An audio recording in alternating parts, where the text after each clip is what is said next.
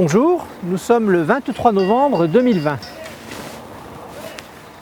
Aujourd'hui, au change, la situation de la deuxième vague Covid montre en médecine une nette amélioration puisqu'il n'y a plus que 133 patients hospitalisés. En parallèle, les besoins d'hospitalisation pour des patients souffrant d'autres pathologies augmentent.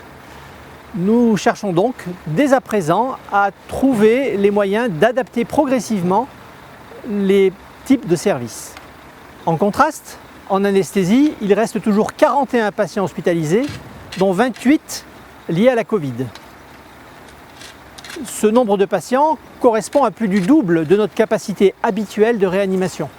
Au vu de l'expérience de la première vague, il y a fort à parier que la diminution de ce nombre d'hospitalisés en réanimation se fasse semaine après semaine et non pas jour après jour comme nous l'observons en médecine.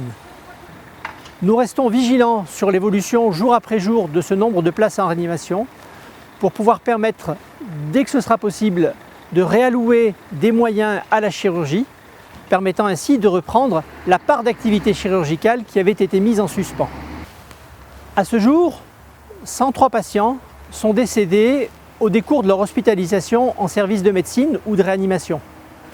Ce nombre est déjà le double de ce que nous avions observé pour la première vague.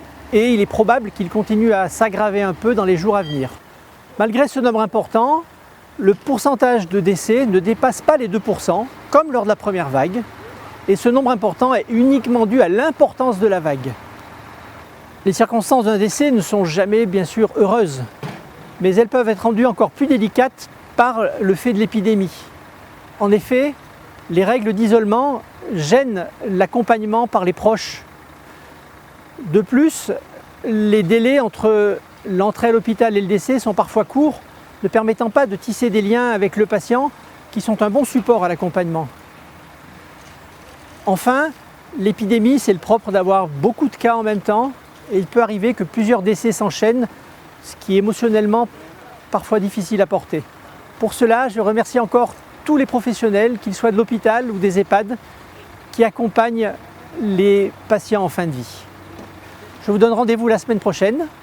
Merci.